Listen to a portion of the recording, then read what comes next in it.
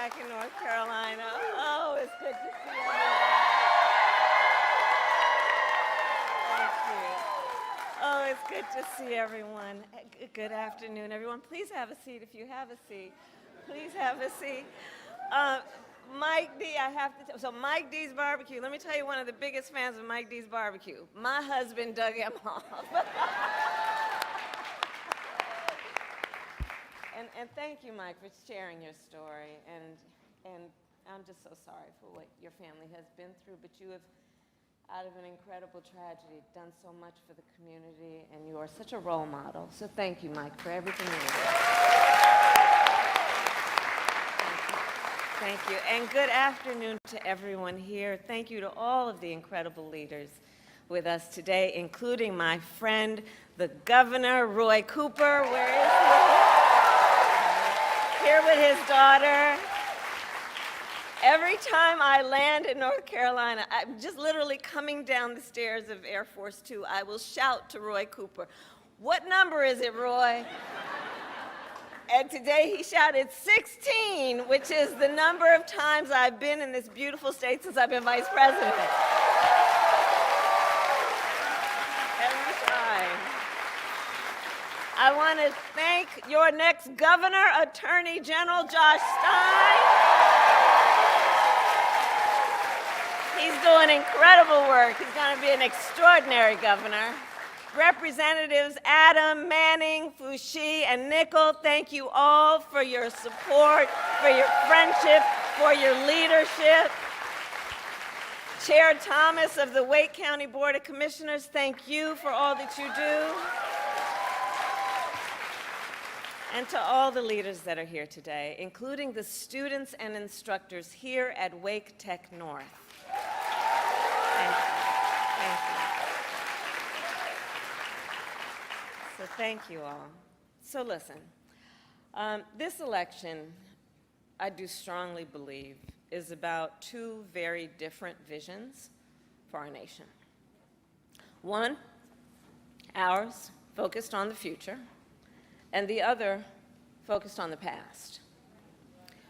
We see that contrast clearly in many ways, including when it comes to how we think about the economy.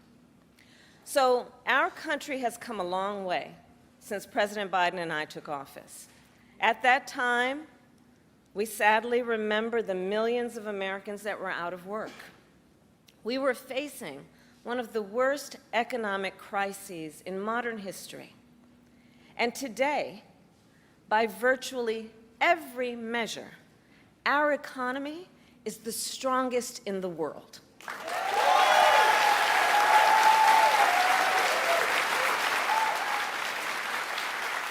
We have created 16 million new jobs. We have made historic investments in infrastructure, in chips manufacturing, in clean energy. And new numbers this week alone show that inflation is down under 3%.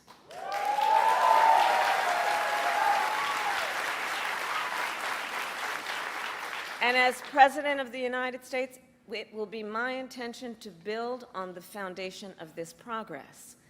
Still, we know that many Americans don't yet feel that progress in their daily lives. Costs are still too high. And on a deeper level, for too many people, no matter how much they work, it feels so hard to just be able to get ahead.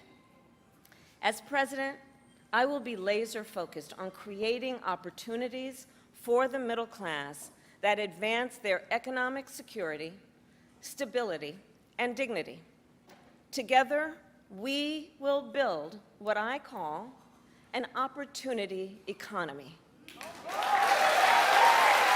An opportunity economy. An economy where everyone can compete and have a real chance to succeed. Everyone, regardless of who they are or where they start, has an opportunity to build wealth for themselves and their children, and where we remove the barriers to opportunity so anyone who wants to start a business or advance their career can access the tools and the resources that are necessary to do so.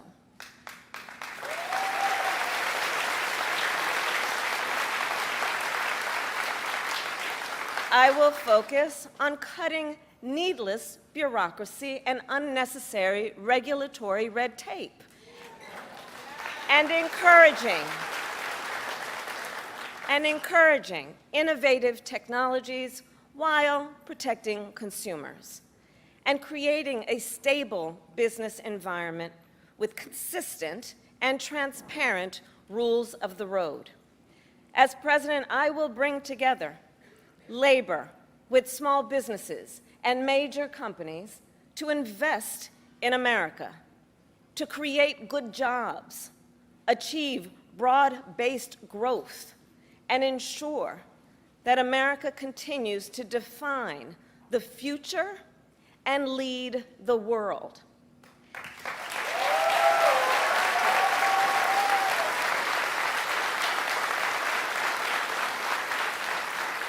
And key to creating this opportunity economy is building up our middle class. It is essential. The middle class is one of America's greatest strengths. And to protect it, then, we must defend basic principles, such as your salary should be enough to provide you and your family with a good quality of life.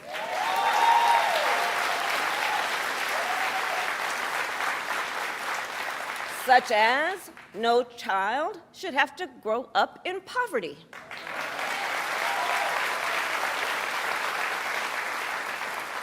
Such as after years of hard work, you should be able to retire with dignity. And you should be able to join a union if you choose. Building up the middle class will be a defining goal of my presidency, because I strongly believe when the middle class is strong, America is strong.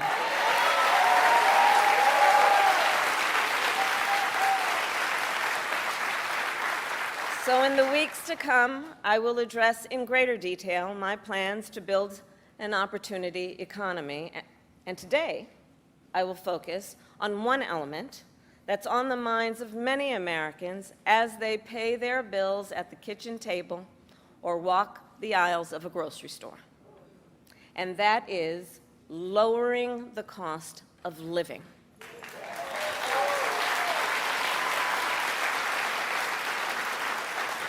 So every day across our nation, families talk about their plans for the future, their ambitions, their aspirations for themselves, for their children. And they talk about how they're going to be able to actually achieve them financially. Because look, the bills add up. Food, rent, gas, back to school clothes, prescription medication. After all that, for many families, there's not much left at the end of the month. I grew up in a middle-class household. For most of my childhood, we were renters. My mother saved for well over a decade to buy a home. I was a teenager when that day finally came, and I can remember so well how excited she was. I kind of understood what it meant, but we called her Mommy. Mommy was so excited, it just made us excited that she was so excited. Later in college, I worked at McDonald's to earn spending money. Well, some of the people I worked with were raising families on that paycheck. They worked second or even third jobs to pay rent and buy food. That only gets harder when the cost of living goes up. When I am elected president, I will make it a top priority to bring down costs and increase economic security for all Americans.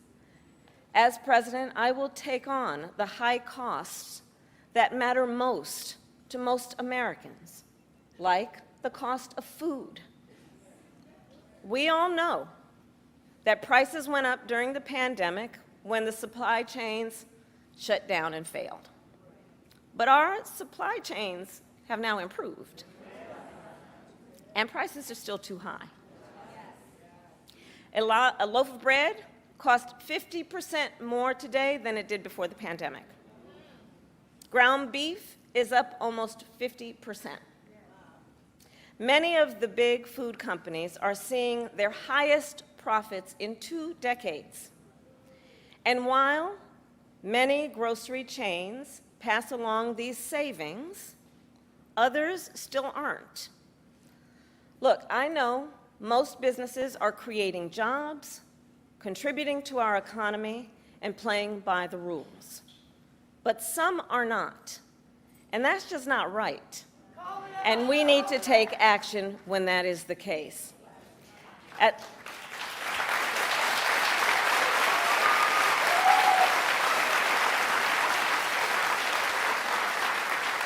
As Attorney General in California, I went after companies that illegally increased prices, including wholesalers that inflated the price of prescription medication, and companies that conspired with competitors to keep prices of electronics high. I won more than $1 billion for consumers.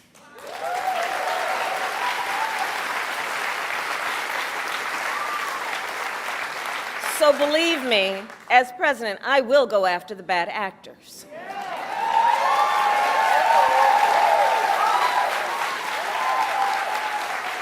And I will work to pass the first ever federal ban on price gauging on food.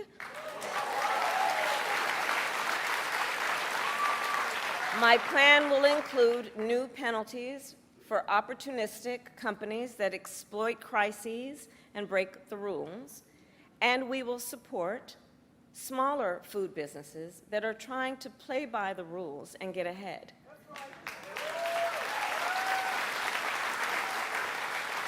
We will help the food industry become more competitive, because I believe competition is the lifeblood of our economy. More competition means lower prices for you and your families.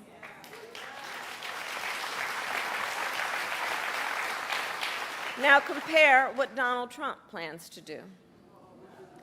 He wants to impose what is, in effect, a national sales tax on everyday products and basic necessities that we import from other countries.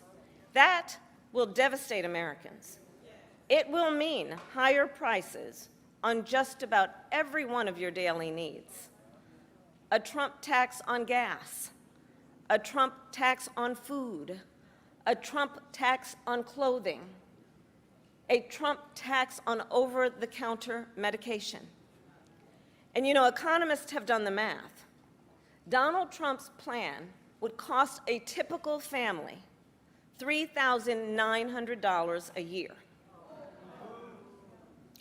At this moment, when everyday prices are too high, he will make them even higher. As president, I'll take on the issue of the cost of health care. As Attorney General, I took on insurance companies and Big Pharma and got them to lower their prices. And together with President Biden, we've gone even further.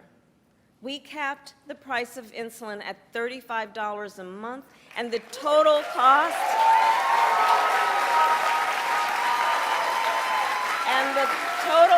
of prescription drugs at $2,000 a year for seniors. We let Medicare negotiate lower drug prices for seniors. And just yesterday, we announced that we are lowering the price by up to 80% for 10 more life-saving drugs.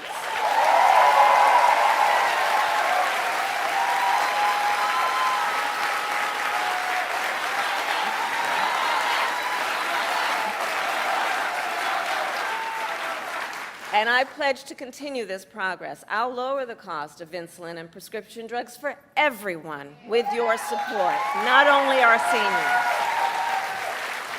and demand transparency from the middlemen who operate between Big Pharma and the insurance companies who use opaque practices to raise your drug prices and profit off your need for medicine. 2 months ago, I announced that medical debt will no longer be used against your credit score.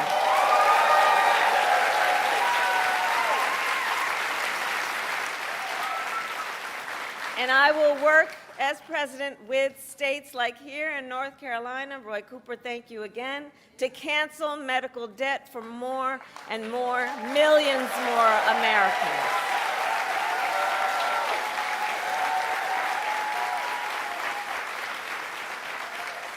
As for Donald Trump, well, he wants to repeal the Affordable Care Act,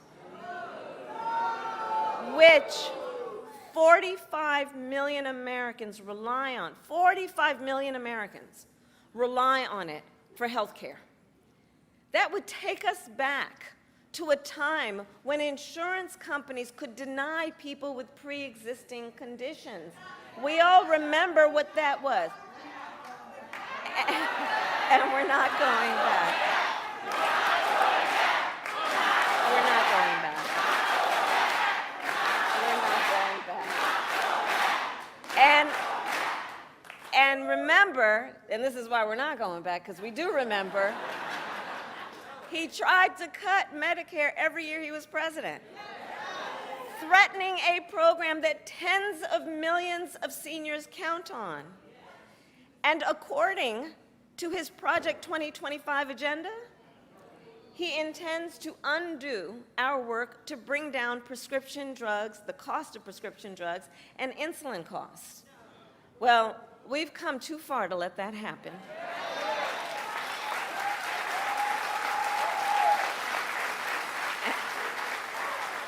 So we're not going back on that, and let's talk about the cost of housing. So now, the housing market can be complicated, but look, I'm not new to this issue. As State Attorney General, I drafted and helped pass a homeowner Bill of Rights, one of the first in America. And during the foreclosure crisis, I took on the big banks for predatory lending with many of my colleagues, including Roy Cooper, and won $20 billion for California families when I was Attorney General.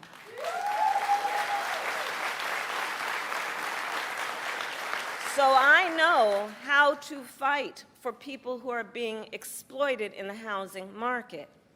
And I know what home ownership means. It's more than a financial transaction. It's so much more than that. It's more than a house. Home ownership and what that means, it's a symbol of the pride that comes with hard work. It's financial security. It represents what you will be able to do for your children.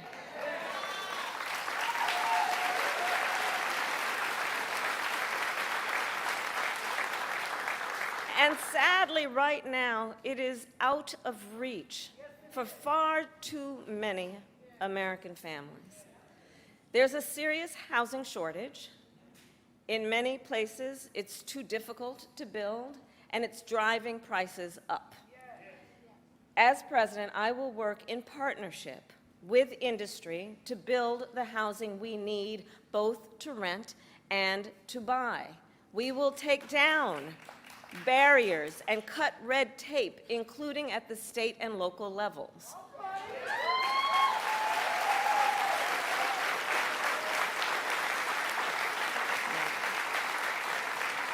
And by the end of my first term, we will end America's housing shortage by building 3 million new homes and rentals that are affordable for the middle class.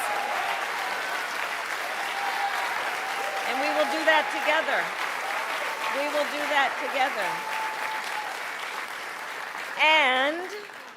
And we will make sure those homes actually go to working and middle-class Americans,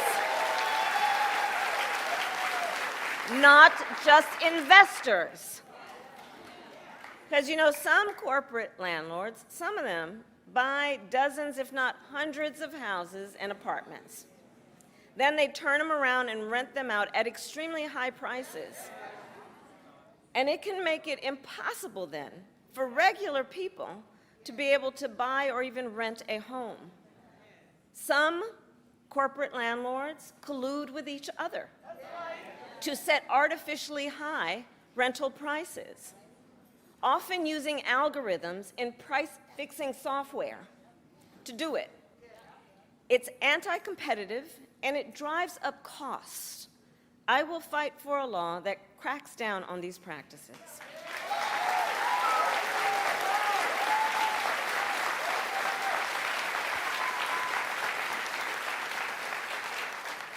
We also know that as the price of housing has gone up, the size of down payments have gone up as well. Even if aspiring homeowners save for years, it often still is not enough. So in addition, while we work on the housing shortage, my administration will provide first-time home buyers with $25,000 to help with the down payment on a new home.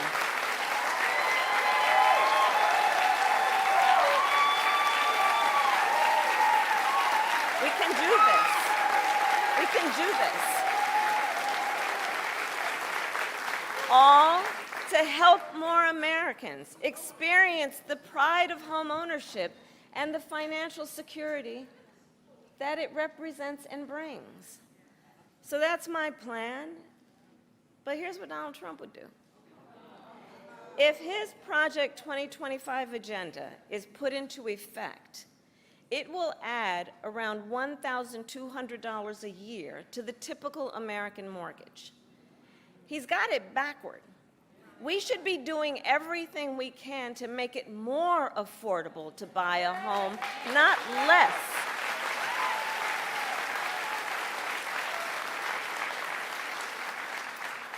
Finally, there's one more way I will help families deal with rising costs, and that's by letting you keep more of your hard-earned money.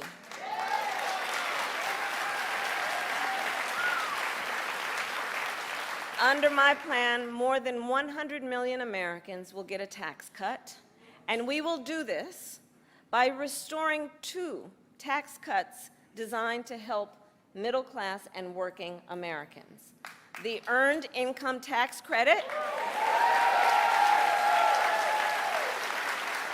and the Child Tax Credit.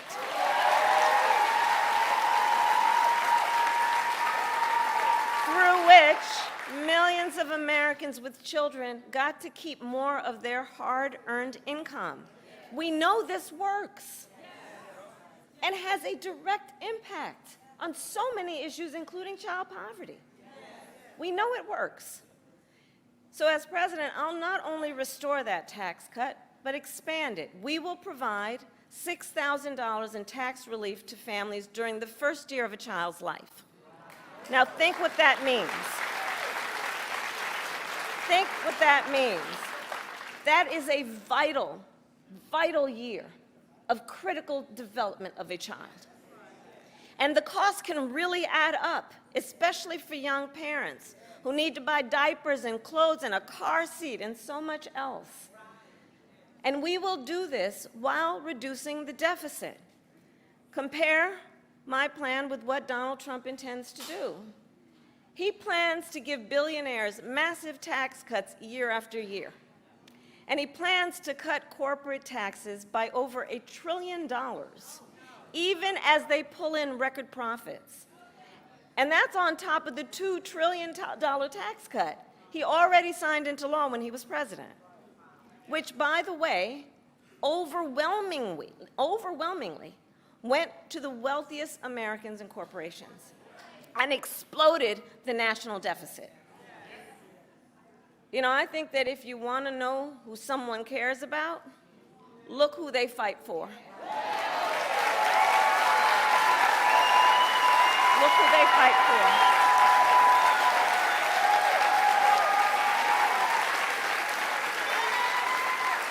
Donald Trump fights for billionaires and large corporations. I will fight to give money back to working and middle-class Americans.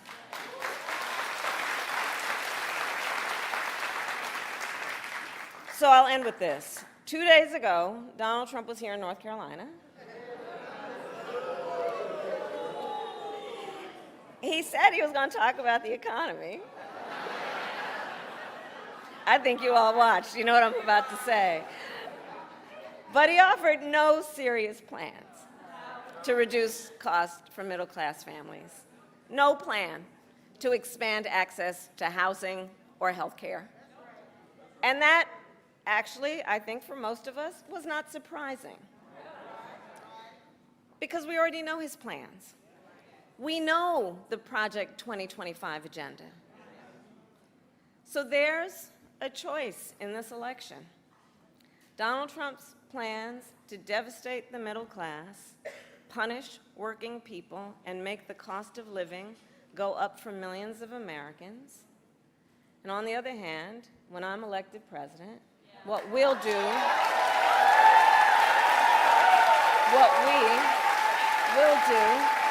to bring down costs, increase the security and stability financially of your family, and expand opportunity for working and middle-class Americans.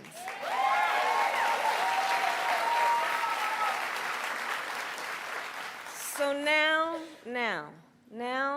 is the time to chart a new way forward.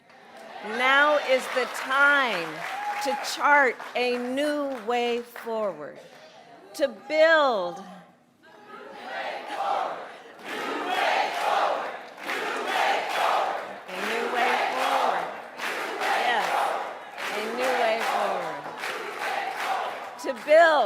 to build an America where everyone's work is rewarded and talents are valued, where we work with labor and business to strengthen the American economy, and where everyone has the opportunity not just to get by, but to get ahead. So I thank you, North Carolina. We're going to get this done. And with your help, God bless you, and God bless the United States of America. God bless